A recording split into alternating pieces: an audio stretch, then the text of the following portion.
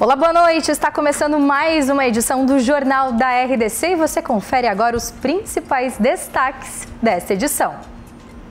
Começa o julgamento dos acusados da morte do menino Bernardo em Três Passos, noroeste do estado. Nas ruas, as pessoas pedem a condenação dos réus. 20ª edição da Expo Direto tem expectativa de volume de negócios de quase 3 bilhões de reais. Dupla Grenal vence na rodada do final de semana do Gauchão e espera agora os adversários da Libertadores da América. E na série sobre o Carnaval de Porto Alegre, vamos visitar a quadra da multicampeã Imperadores do Samba. E você ainda confere a previsão do tempo, então é claro, fique com a gente, porque o Rio Grande se conecta aqui.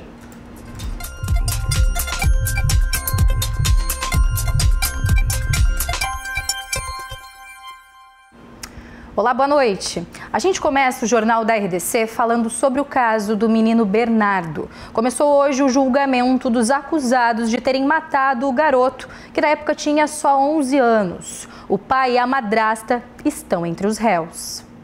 4 de abril de 2014, Três Passos, município localizado na região noroeste do estado, a mais de 470 quilômetros de distância de Porto Alegre. Uma criança, o menino Bernardo, assassinado aos 11 anos de idade. Os acusados, o próprio pai, Leandro Boldrini, a madrasta Graciele, a amiga dela, Edelvane, e seu irmão Evandro. O corpo do garoto foi encontrado às margens de um rio em Frederico Westphalen, 10 dias após Bernardo desaparecer. De acordo com a perícia, foi apontado a presença de midazolam no estômago, rim e fígado da criança. A superdosagem do medicamento teria sido aplicada pela madrasta, Graciele, que pode responder por homicídio qualificado e ocultação de cadáver, ainda com a suspeita de participação de Edelvane e Evandro. O pai, além destas acusações, pode responder por falsidade ideológica. Em relação a cada uma dessas pessoas, existe uma narrativa que o Ministério Público apresentará aos jurados. A defesa, por sua vez, irá oferecer a contra-argumentação ao tribunal do júri, provavelmente tentando desmontar essa linha acusatória, e ao final os jurados responderão quesitos e julgarão os fatos dessa forma. Quase 5 anos após o crime, o caso do menino Bernardo choca o país. Nestas imagens gravadas pelo pai e a madrasta da criança, a relação entre o casal e o pequeno demonstrava ser conturbada. Vai dar pela. Empresta o telefone! Vai dar pela, tem que ligar. Empresta! Vamos ver. Vai denunciar, sim. Quer telefone emprestado para denunciar? Sim. De acordo com o Ministério Público, o casal não queria deixar a herança da mãe de Bernardo, Odilaine, morta em 2010. Desde o inquérito policial, a investigação apontou este crime como doloso contra a vida. E nós fomos às ruas para ouvir o que a população acha sobre esse caso de grande comoção nacional. Foi muito sério, muito triste, muito grave e eu espero que sejam condenados, sim. Eu acho que os 4 têm que merecem a mesma punição, né? Os mesmos anos de cadeia.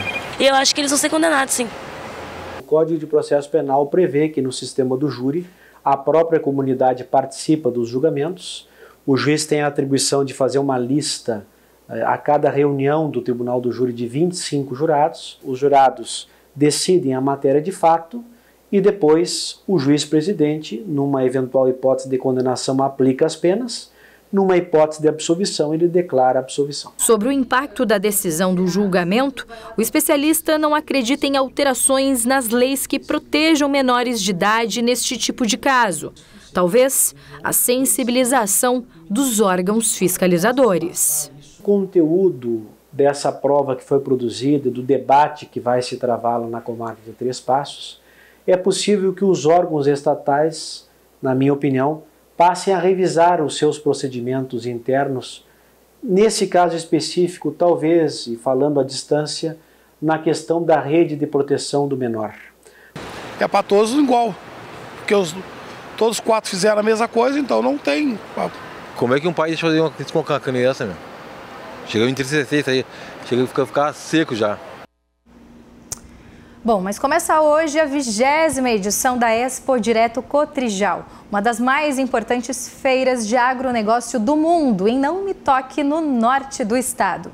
A solenidade de abertura contou com a presença do vice-presidente da República, general Hamilton Mourão, da ministra da Agricultura, Tereza Cristina, do governador Eduardo Leite, entre outras autoridades.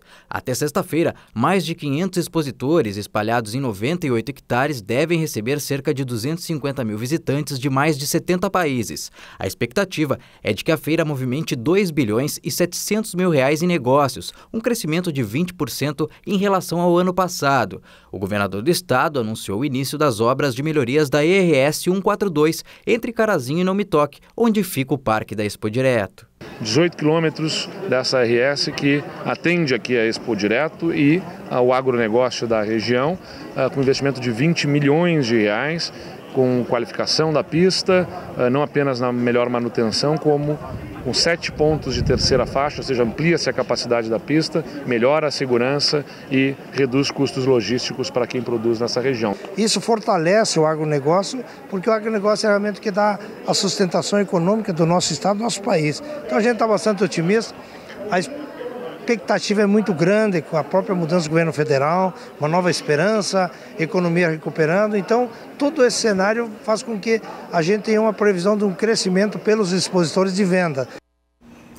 E o presidente Jair Bolsonaro apresentou uma medida que proíbe a cobrança da contribuição paga pelos trabalhadores aos sindicatos. A ideia do governo é reforçar o caráter facultativo do pagamento. Hoje, o trabalhador destina o valor de um dia de remuneração por ano ao sindicato da categoria a que pertence. Caso o trabalhador queira contribuir, a autorização deve ser feita por escrito e a cobrança feita por boleto bancário e não mais desconto em folha. A medida provisória ainda precisa ser aprovada pelo Congresso. O anúncio do fim das lombadas eletrônicas pelo presidente Jair Bolsonaro repercute entre as autoridades e especialistas em trânsito. O próprio ministro da Infraestrutura, Tarcísio Freitas, disse que o equipamento deve existir em pontos nos quais acidentes são causados por excesso de velocidade. A reportagem da RDC TV foi às ruas ouvir estudiosos e a população sobre a eficácia deste tipo de controlador de velocidade. Ao vivo, feita pelo presidente Jair Bolsonaro, o chefe do executivo falou sobre o fim das lombadas eletrônicas no país. Uma quantidade enorme de lombadas eletrônicas no Brasil. É quase impossível, né, você viajar sem receber uma multa. E a gente sabe que no fundo, né, ou desconfia, que o objetivo não é diminuir acidentes. Não é, porque hoje está muito mais preocupado em se olhar para o lado, para o barranco, descer uma lombada eletrônica, do que para ver a sinuosidade das pistas. Ainda durante a sua fala, o chefe do executivo afirmou que os equipamentos que estão em funcionamento serão mantidos até o final dos contratos. Mas e o que será que a população acha sobre essa possível mudança?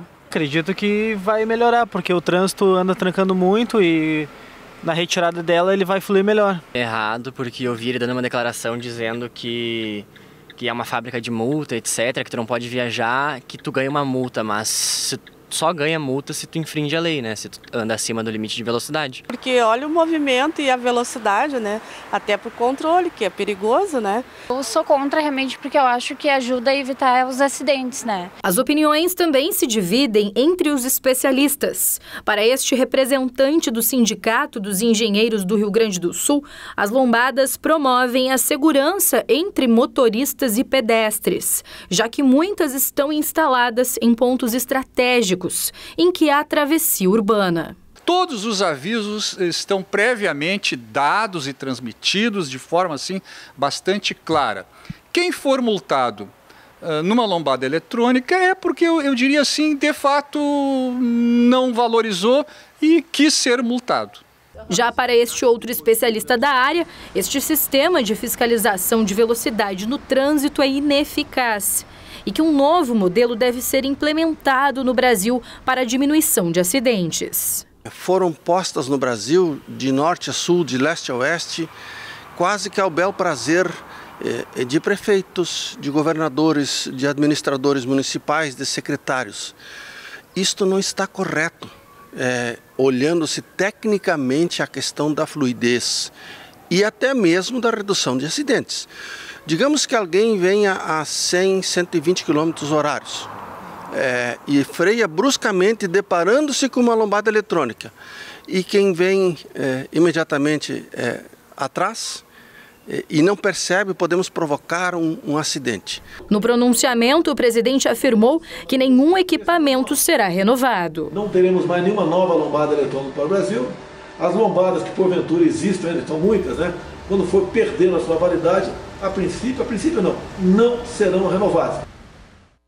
Bom, agora depois desse assunto aí de lombadas eletrônicas, né, Zeredo, que está repercutindo muito, vamos agora... E vai continuar, é claro. Vamos ao seu comentário. Boa noite. Tudo bem, Manu? Tudo ótimo. Boa noite para ti. De fato, né, esse assunto das lombadas vai gerar ainda muita polêmica, mas eu queria voltar ao assunto anterior, que também vai continuar gerando polêmica, que é exatamente essa medida provisória sobre a contribuição dos trabalhadores, né? A proibição da compulsória para os sindicatos já estava sacramentada na reforma trabalhista de 2017, mas muitos sindicatos ainda estavam conseguindo descontar os valores direto dos contra-cheques dos trabalhadores, se valendo de uma brecha na redação da nova lei trabalhista, que permitia uma interpretação dúbia da verdade. Na verdade, era uma esperteza para continuar fazendo a cobrança e engordando os cofres dos sindicatos. A medida provisória publicada pelo presidente Jair Bolsonaro agora na última sexta-feira, proibindo de vez a cobrança obrigatória em folha, coloca uma pedra sobre o assunto. Apenas os trabalhadores que quiserem contribuir espontaneamente e formalizarem essa decisão em seus sindicatos poderão ter o boleto para poder pagar em agência bancária, em lotérica, enfim. O fim da cobrança compulsória acaba com a principal fonte de arrecadação dos sindicatos, que nas últimas décadas foram se afastando da sua missão essencial, né, de apoiar os trabalhadores, para se transformar em estruturas que basicamente se voltavam para a política, focadas em uma atuação partidária a favor da esquerda. Em vez de investir pesado nas ações para melhorar as condições de trabalho das categorias, a grande maioria dos sindicatos se valeu dos generosos recursos da contribuição compulsória para financiar estratégias de cunho estritamente político. Não é à toa que o Brasil hoje tem mais de 15 mil sindicatos em atuação. Por conta do desvirtuamento das suas atuações, muitos sindicatos vêm se enfraquecendo. Isso por causa do abandono dos associados, que se cansaram de ter que participar de assembleias de apoio a candidatos ou protestos contra o governo, em vez de discutir ali e ver priorizadas as questões de suas categorias. Agora, para sobreviver, os sindicatos vão ter que se reinventar para convencer os trabalhadores a contribuir espontaneamente e voltar a participar da vida sindical. Vamos ver quais serão os argumentos das entidades e se eles terão força para apagar este passado marcado pelo aparelhamento partidário e estimular uma participação realmente democrática e efetiva para as categorias. E vamos esperar também para ver como se comportará o Congresso Nacional, que tem poder para vetar a medida provisória do presidente, mas que para isso vai ter que enfrentar a pressão das centrais sindicais. Não vai ser nada fácil, Manu. Não vai ser nada fácil, vamos ver como é que vai ser a repercussão disso e tu volta para falar então aqui pra gente ainda no jornal. Estaremos aí. Obrigada, boa noite pela sua participação. E a partir de hoje passa a funcionar uma faixa exclusiva para ônibus na rodoviária de Porto Alegre. O objetivo é melhorar a mobilidade do trecho. Por aqui passam todos os dias 72 linhas urbanas. São mais de 225 mil usuários circulando. Pois é muita gente. Na tentativa de desafogar o fluxo e melhorar a mobilidade, a Prefeitura da cidade de Porto Alegre começou nesta segunda-feira as intervenções para a implantação de uma faixa exclusiva para ônibus e lotação do lado da rodoviária, bem ali na descida da Rua da Conceição para o terminal rodoviário. O que será que o passageiro está achando dessa modificação? Demora bastante. Acha que vai resolver alguma coisa? Acredito que sim, não vai ficar tanto por causa dos carros que acaba fazendo o trânsito sempre, ainda mais horário de movimento. E ele demora muito, mesmo assim eu acho que não vai resolver muito. Creio que sim, não sei como vai ser implantado isso, mas seria uma boa sim. Essa medida faz parte do programa de priorização do transporte coletivo da cidade, que aponta os principais gargalos aqui da capital em que há fluxo intenso. E a partir daí promove estudos para melhorar e qualificar a mobilidade urbana.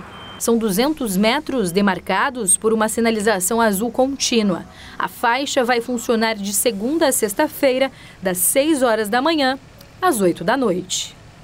E agora a gente confere todos os detalhes sobre a previsão do tempo. Em Novo Hamburgo, o sol volta a aparecer pela manhã com aumento da nebulosidade. Mas a chuva pode cair à tarde e à noite. Temperaturas entre 18 e 30 graus. Em Caxias do Sul, na Serra, o dia começa com sol entre nuvens. Pancadas de chuva à noite. Mínimas de 16 e máximas de 25 graus. Em Rio Grande, no sul do estado, dia nublado com possibilidade de pancadas de chuva à noite. Temperaturas variam entre 20 e 27 graus. Em Passo Fundo, muitas nuvens com possibilidade de chuva durante todo o dia. Não faz calor. Mínima de 17 e máxima de 23 graus. Em Santa Cruz do Sul, chuva durante todo o dia. Faz entre 19 e 24 graus. Bom, todos nós conseguimos aqui assistir a previsão do tempo, mas agora é hora de intervalo e na volta você vai saber mais sobre as histórias da Imperadores do Samba. Inclusive eu estava lá, né? Tá todo mundo na expectativa para o desfile de carnaval no Porto Seco, mas todos os detalhes é daqui a pouquinho, a gente volta já já.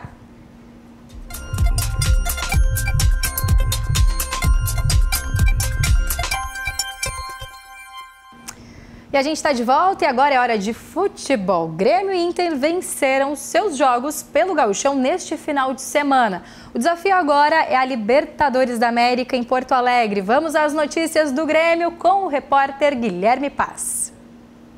Na tarde desta segunda-feira, Renato Portaluppi encaminhou o time que vai a campo amanhã à noite contra o Libertad pela segunda rodada da fase de grupos da Libertadores da América. E um grande retorno para o time. O volante Michel, que não participou da primeira rodada por conta de uma entorse no tornozelo, já está 100% e vai a campo amanhã ao lado de Maicon. Fisicamente estou 100%, recuperado do entorse no tornozelo. Graças a Deus não foi nada grave, foi bem leve. E volto preparado. O time do Grêmio tem força máxima, Paulo Vitor no gol, a lateral direita com Léo Gomes, Jeromel, Kahneman, Bruno Cortez, Michel e Maicon, Marinho, Luan, Everton e no ataque Felipe Viseu.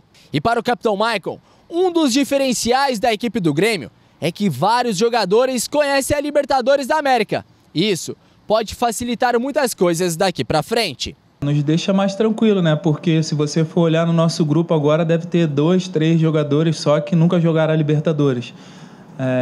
Então a gente já tem um suporte de um grupo que já está acostumado com a competição, que já foi campeão, né? Que a torcida tem uma expectativa muito grande, tem uma ambição muito grande sempre de ganhar a Libertadores, né? Mas eu acho que o principal disso tudo foi as conquistas que a gente teve.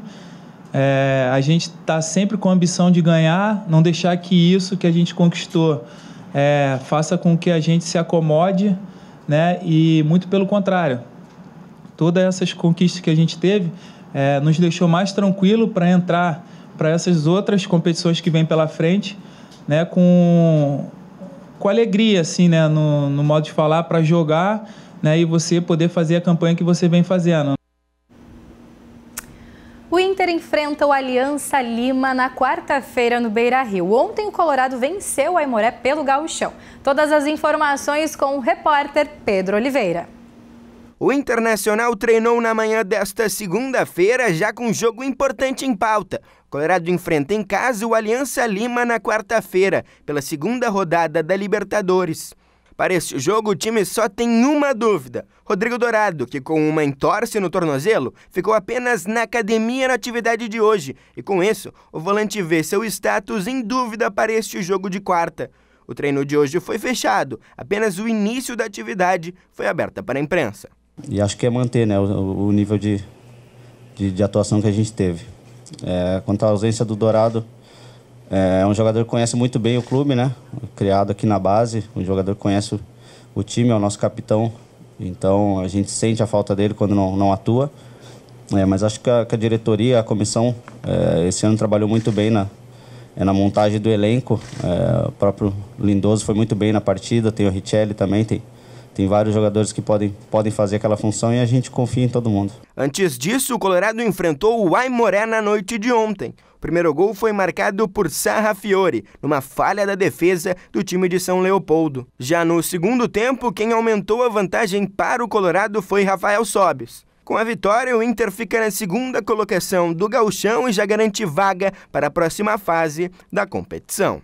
Acho que é uma vitória importante, né, para nos colocar ali bem, né, numa situação mais confortável na tabela de classificação.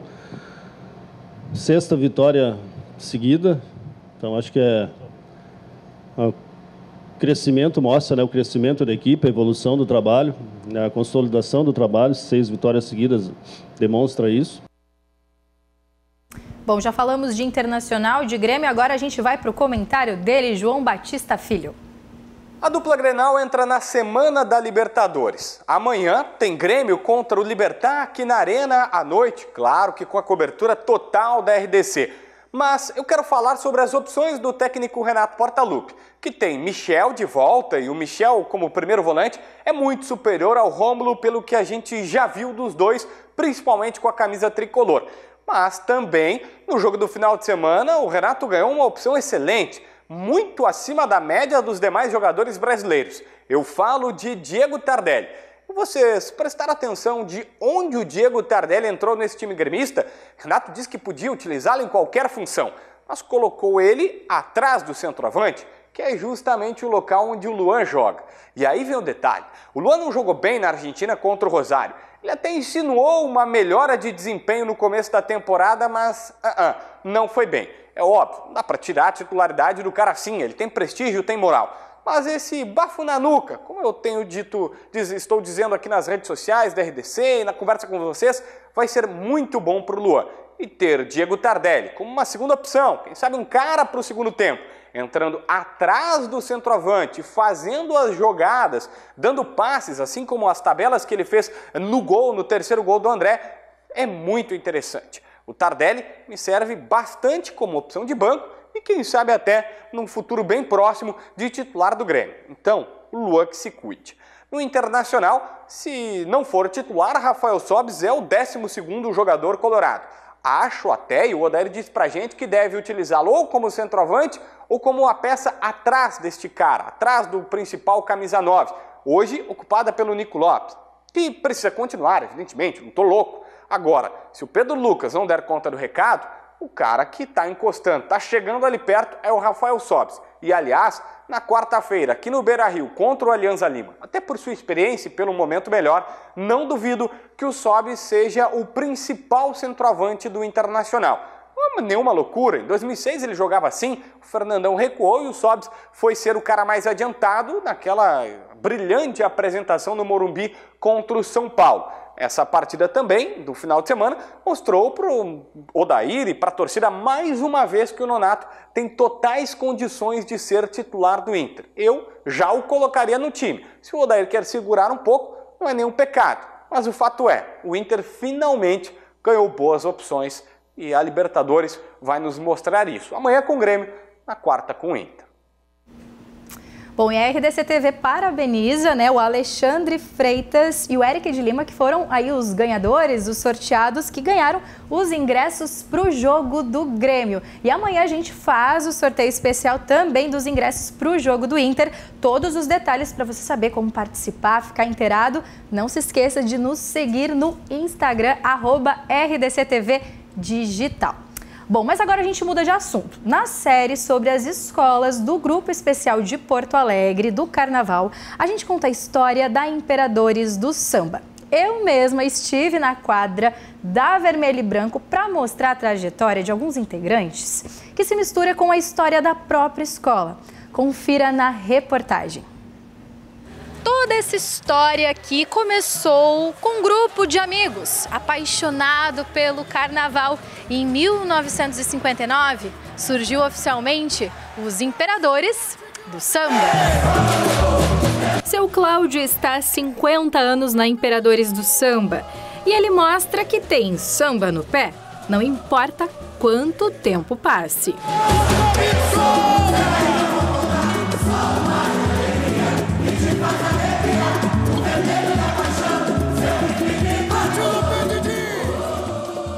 O sentido é a gente fazer essa glória que nós temos hoje, né? Porque a gente tem que ter muito boa vontade, e como eu disse para ti, de pai para filho, de filho para neto, assim vai. Nós vamos seguindo sempre adiante. A história da Imperadores do Samba é contada por gerações. Seu Cláudio, em todos esses anos, viu a escola conquistar títulos e enfrentar algumas derrotas.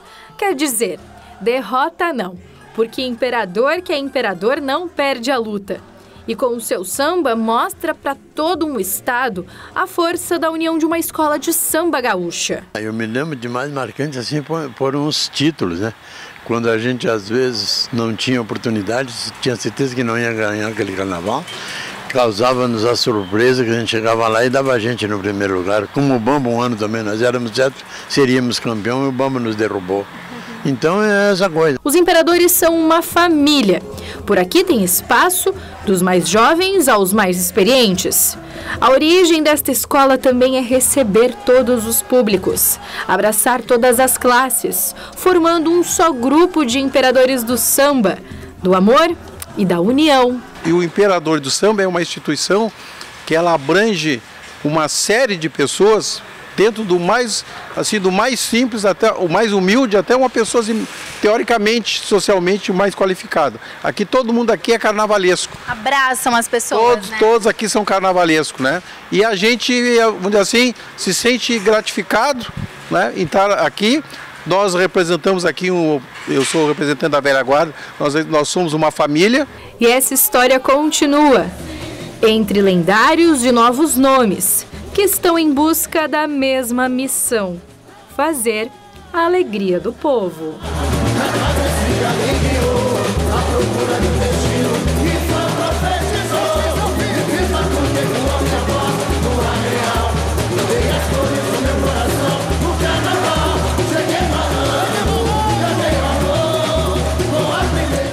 Que bacana, mandar um beijo especial lá pro pessoal, pra Nação Vermelha e Branca, que nos recebeu muito bem, foi muito bacana. Uma boa sorte aí no carnaval que tá chegando.